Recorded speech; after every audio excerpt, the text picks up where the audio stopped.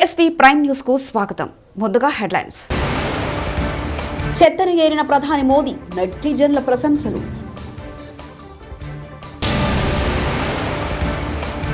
Assembly ఎన్నికల్లో పోటీపై YS Sharmila కీలక ప్రకటన.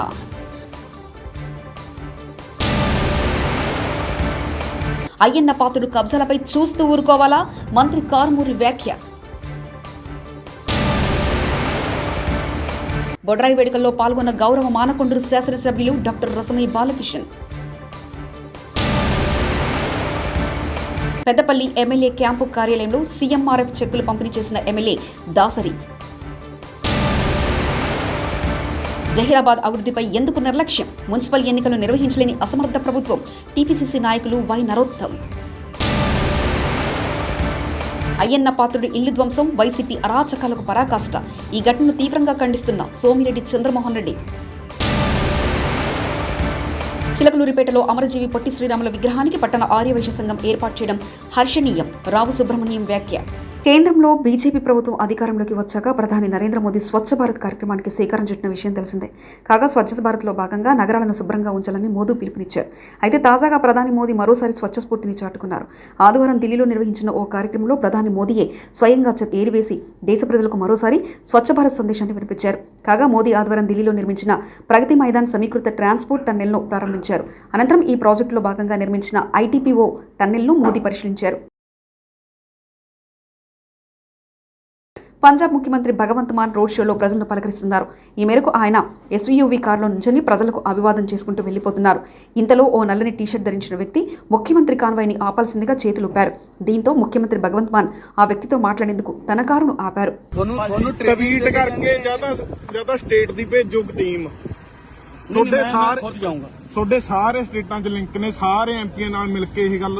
జిల్లాలోని పాలేరు నియోజకవర్గం నుంచి అసెంబ్లీకి పోటీ చేస్తానని వైఎస్ఆర్ తెలంగాణ పార్టీ అధ్యక్షులు వైఎస్ షర్మిల ప్రకటించారు. పాలేరు నియోజకవర్గం నేలకొండపల్లిలో ఆదివారం వైఎస్ఆర్టీపీ కార్యకర్తల సమావేశంలో పాల్గొన్న షర్మిల ఈ మేరకు ప్రకటన చేశారు. ఈ మేరకు వైఎస్ షర్మిల మాట్లాడుతూ ఇప్పటి నుంచి షర్మిల ఊరు పాలేరు. వైఎస్ఆర్ ఫోటోతో ఖమ్మం జిల్లాలో ఎంతో మంది గెలిచారు. ఇకపై వైఎస్ఆర్ బలం మన సొంతం. ఖమ్మం జిల్లా అంటే వైఎస్ఆర్ జిల్లా.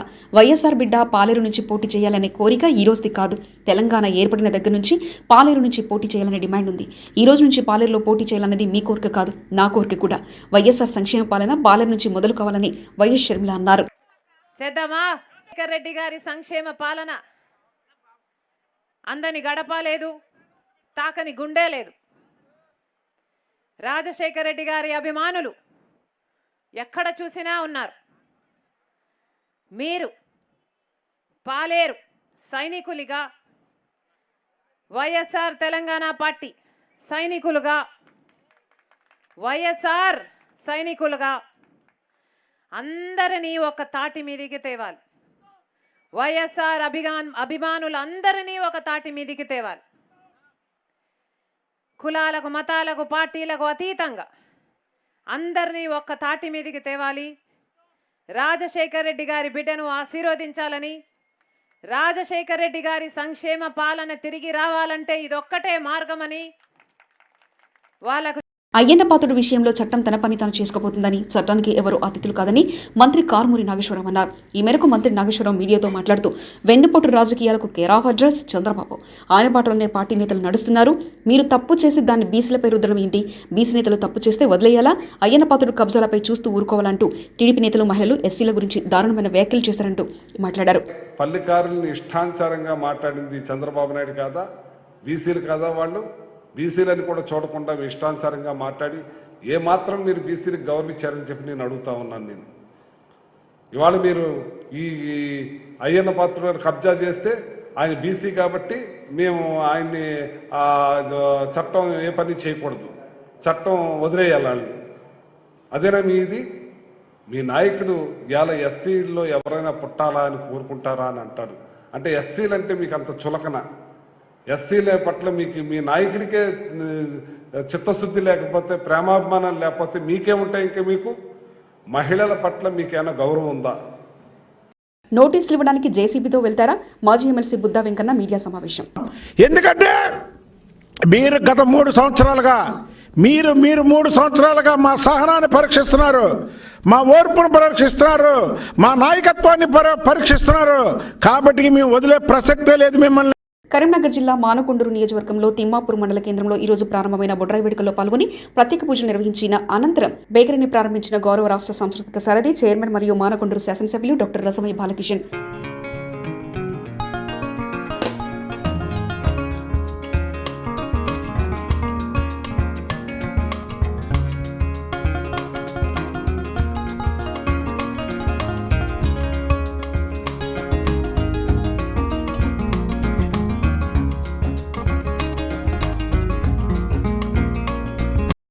కరీంనగర్ జిల్లా మానకొండూరు నియోజకవర్గం తిమ్మాపూర్ మండలంలోని మహాత్మానగర్ గ్రామంలో ఈ రోజు నిర్వహించిన పల్లె ప్రగతి కార్యక్రమంలో గౌరవ రాష్ట్ర సాంస్కృతిక సారథి చైర్మన్ మరియు మానకొండూరు శాసనసభ్యులు డాక్టర్ రసమయ్య బాలకిషన్ గారు పాల్గొన్నారు.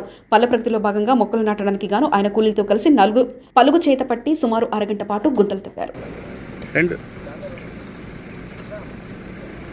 రాజన్న సిరిసిల్ల జిల్లాలోని బోయినపల్లి మండలం విలాసాబాద్ గ్రామంలో రైతులు చేస్తున్న నిరవధిక దీక్షకు 100 రోజుల సందర్భంగా మద్దతు తెలపడానికి సిపిఐ ఎంఎల్ పార్టీ తెలంగాణ రైతు కూలీ సంఘం ప్రగతిశీల యువజన సంఘాలు పీవైఎల్ సంపూర్ణ మద్దతు ప్రకటించాయి. రైతులు చేస్తున్న దీక్ష న్యాయబద్ధమైన దీక్ష. రైతులకు భూమికి బదులు భూమి ఇవ్వమని రైతులు చేస్తున్న డిమాండ్ న్యాయమందని, లేదంటే బహిరంగ మార్కెట్ కంటే 2 రెట్లు ఎక్కువ నష్టపరిహారం ఇవ్వాలని డిమాండ్ చేస్తున్నారు. లేని ఎడల పాత కాలువ వెడల్పు చేస్తే సరిపోతుందని శాస్త్రవేత్తలు, ఇంజనీర్లు చెప్తున్నారు.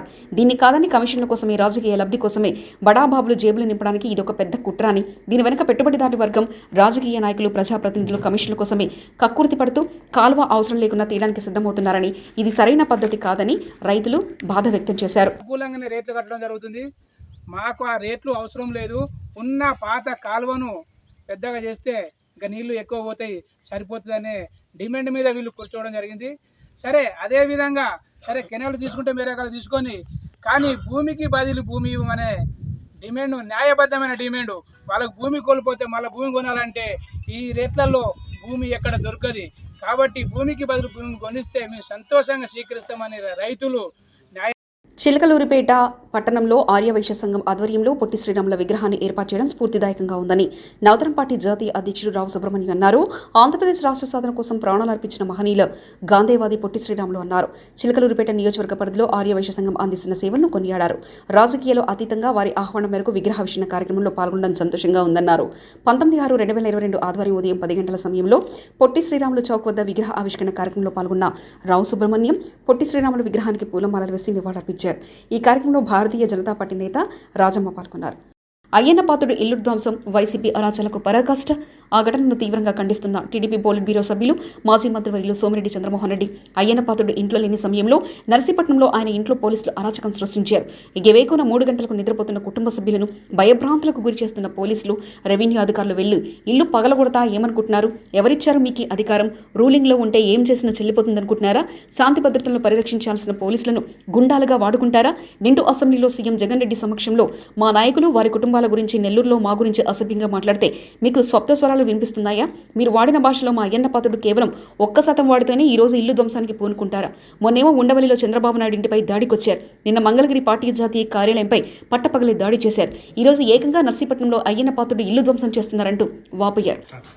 ఈరోజు నర్సీపట్నంలో వేకువన 3 గంటలకే నిద్రపోయే కుటుంబం అక్కడ ఉంటే అయ్యన్నపాత్రుడు ఇంట్లో లేకుండా పోలీసు, రెవెన్యూ పోయి ఇళ్లు పగలగొడతారా? ఇంటిని ధ్వంసం చేస్తారా? ఎవడిచ్చాడు మీకు హక్కు? ఏమనుకుంటున్నారు మీరు? అధికారంలో ఉంటే ఏమైనా చేయొచ్చా? పోలీసుల్ని గుండాల కింద వాడుకుంటారా మీరు? అంటే అయ్యన్నపాత్రుడు బూతులు మాట్లాడినాయంట.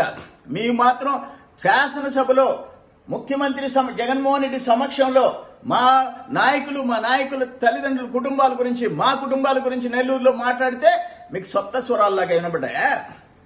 వాటికి కౌంటర్ ఇచ్చి 1% మీరు వాడిన భాషలో 1% వాడితే ఈరోజు ఇళ్లు ధ్వంసం చేస్తారు.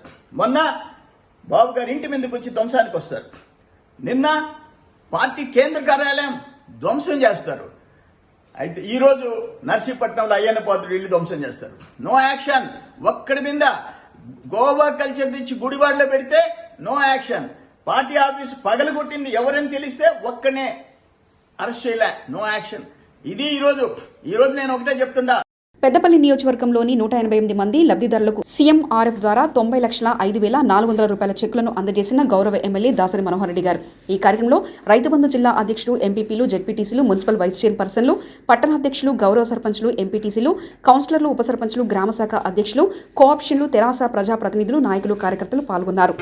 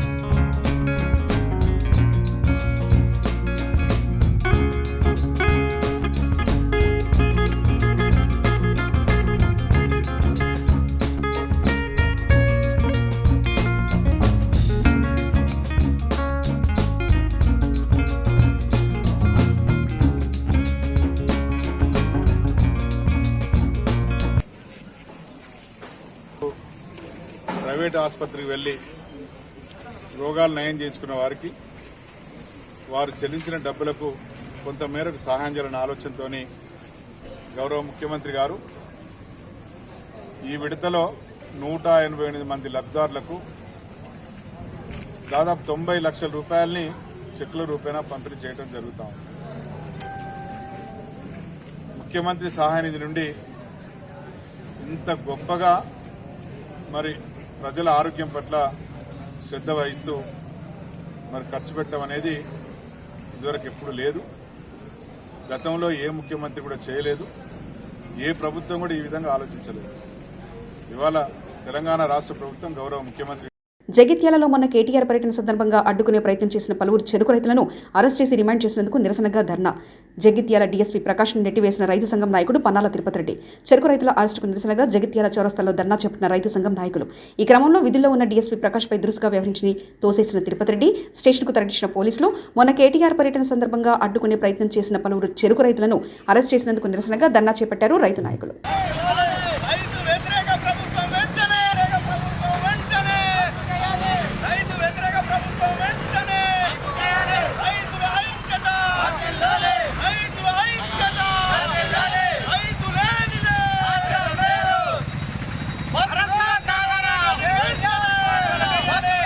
సిరిసిల్ల సహకార విద్యుత్ సరఫరా సంఘం యొక్క నామినేటెడ్ పాలవర్గం నియామకాన్ని సవాలు చేస్తూ బీజేపీకి చెందిన కనకయ్య అనే వ్యక్తి హైకోర్టును ఆశ్రయించగా సెస్పాలక వర్గం నియామకంపై కోర్టు స్టే విధించింది. దీంతో కేటీఆర్ ప్రాతినిధ్యం వహిస్తున్న సొంత నియోజకవర్గం సిరిసిల్లలో టీఆర్ఎస్ పార్టీకి చుక్కెదురైంది. సెస్పాలక వర్గం ఏర్పడిన 2 నెలలకే హైకోర్టు ఇచ్చిన స్టే రూపంలో ఎదురుదెబ్బ తగలడంతో పాలకవర్గం తీవ్ర నిరాశతో కూరుకుపోయింది. మరోవైపు సిరిసిల్లలో బీజేపీ నాయకులు మీడియా సమావేశం నిర్వహించి ప్రభుత్వ తీరుపై విరుచుకుపడ్డారు. సహకార విద్యుత్ సంస్థకు పాలక మండలిని ఏర్పాటు చేసే ప్రక్రియ చేసింది. వారేదైతే 151 జీవో ప్రకారం ఇక్కడ పాలక మండలిని ఏర్పాటు చేసినామని చెప్పి విడుదల చేసినరో అది రాజ్యాంగంలో ఆర్టికల్ 14కు వ్యతిరేకంగా ఉంది కనుక కనకయ్య గారి ఆధ్వర్యంలో ఏదైతే రిట్ పిటిషన్ హైకోర్టులో వేసినరో దానికి గాను ఆ పాలక మండలి మీద స్టే విధించడం జరిగింది. 4 రోజులు గడుస్తున్నా కానీ ఇవాళ సహకార విద్యుత్ సంస్థ పాలక మండలి ఆధ్వర్యంలో నడుస్తుందా, మరి పర్సన్ ఇన్ఛార్జ్ పాదైన కలెక్టర్ గారి ఆధ్వర్యంలో నడుస్తుందా తెలుస్తలేదు. మరి దీని గురించి ప్రజలకు విన్నవించాల్సిన అవసరం ప్రతిపక్ష పార్టీగా మాకు ఉంది కనుక ఈరోజు పాత్రికేయ మిత్రుల సమావేశం ఏర్పాటు చేయడం జరిగింది. ఏదైతే పాలక మండలి ఉన్నదో దాని మీద స్టే కొనసాగింపు సాగుతుంది, మళ్ళీ ఫర్దర్ ఆర్డర్ వచ్చే వరకు స్టే ఉంటుంది. మరి దీన్ని ప్రజలకు తెలియజేయాలి. తెలంగాణ రాష్ట్ర సమితి ప్రభుత్వం అడ్డదారిలో ప్రజాక్షేత్రంలో విశ్వాసం కోల్పోయి అడ్డదారిలో ఇవన్నీ పాలక మండలిని ఏర్పాటు చేస్తున్నారు. మరి ఆ గౌరవ మంత్రివర్లకే తెలవాలి, బలహీన వర్గాల ప్రతినిధులకు ఇది ఇచ్చి ఇయ్యనట్ట గుంజుకున్నట్ట. ఎట్లాగూ దీని సమయం అయిపోయింది. ఇదివరకే ఎక్స్టెన్షన్ వేస్తేనే కోర్టు ధిక్కరించింది, ఎలక్షన్ పోతామని సెస్ రాసిచ్చింది. అయినా కానీ ఏదో నామమాత్రంగా పాలక మండలిని వేసి వాళ్ళ కార్యకర్తలు కూడా గుర్తుపెట్టుకోవాలి. మిమ్మల్ని సంతోషపరిచే ప్రక్రియ చేసిండు మంత్రి గారికి అంతే చేసి ఈ రకమైన నిర్ణయాలు తీసుకొని ఇవాళ ప్రజాస్వామ్యబద్ధంగా హైకోర్టులో ఇళ్ళలు కలబడ్డ విషయం ప్రజలకు తెలియజేస్తున్నాం. ఈరోజు గాలి మోటార్లు ఎక్కుకుంటా గాలి తిరుక్కుంటా కేసీఆర్ మార్కు పాలన లేదు అని నిన్న మొన్న మాట్లాడుతుండే కన్నాం. మరి ఇదేనా కేసీఆర్ మార్కు పాలన? కరీంనగర్ జిల్లా డిఫెన్స్ అకాడమీలో పోలీసుల అవగాహన క్లాసెస్. దుశ్చర్యలకు పాల్పడి భవిష్యత్తు నాశనం చేసుకోవద్దు, చట్ట వ్యతిరేక కార్యక్రమాలకు పాల్పడితే చర్యలు తప్పవంటూ కరీంనగర్ సిపి సత్యనారాయణ వెల్లడించారు. కరీంనగర్లోని ఇన్స్టిట్యూట్లపై వార్తలు వస్తున్నాయి, విచారిస్తుందాం.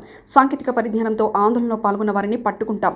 మరోవైపు సికింద్రాబాద్ ఘటన నేపథ్యంలో డిఫెన్స్ అకాడమీలపై ఆరా తీస్తున్న ఇంటెలిజెన్స్ వర్గాలు.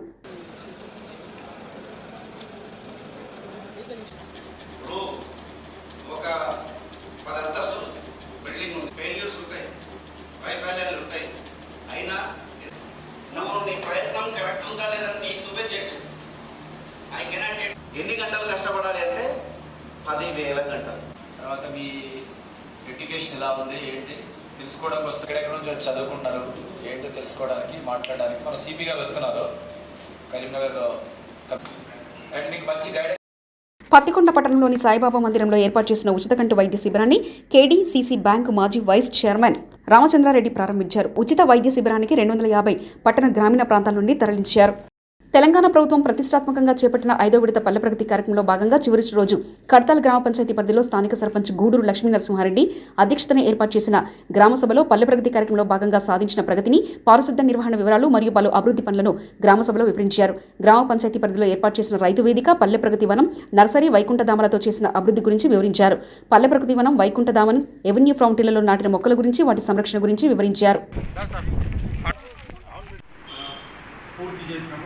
కొంత మేరకు గ్రామం పెద్ద ఉన్నప్పటికీ ఈ కార్యక్రమం అంటే అభివృద్ధి అనేది ఒక నిరంతర ప్రక్రియ, పారిశుద్ధ్య నిర్వహణ అనేది ఒక నిరంతర ప్రక్రియ. కాబట్టి ఖచ్చితంగా రాబోయే రోజులు కూడా ప్రతిరోజు ఒక పల్లె ప్రగతి రోజుగానే స్వీకరించి ఖచ్చితంగా గ్రామ ప్రజలు, అదేవిధంగా ప్రజాప్రతినిధులు, అధికారులు, అనధికారులు, యువకుల యొక్క సలహాలు, సూచనల మేరకు ఖచ్చితంగా వారి యొక్క సూచనల మేరకు అభివృద్ధి కార్యక్రమాలను నిర్వహిస్తామని చెప్పి తెలియజేస్తూ మరి ఎంపీటీసీ గారు దయచేసి గ్రామంలో ఉన్నటువంటి చెత్తను ఏరిన ప్రధాని మోదీ, నెటిజన్ల ప్రశంసలు.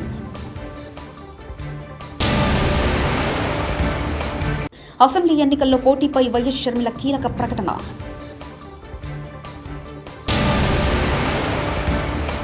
అయ్యన్న పాత్రుడు కబ్జాలపై చూస్తూ ఊరుకోవాలా? మంత్రి కారుమూరి వ్యాఖ్య.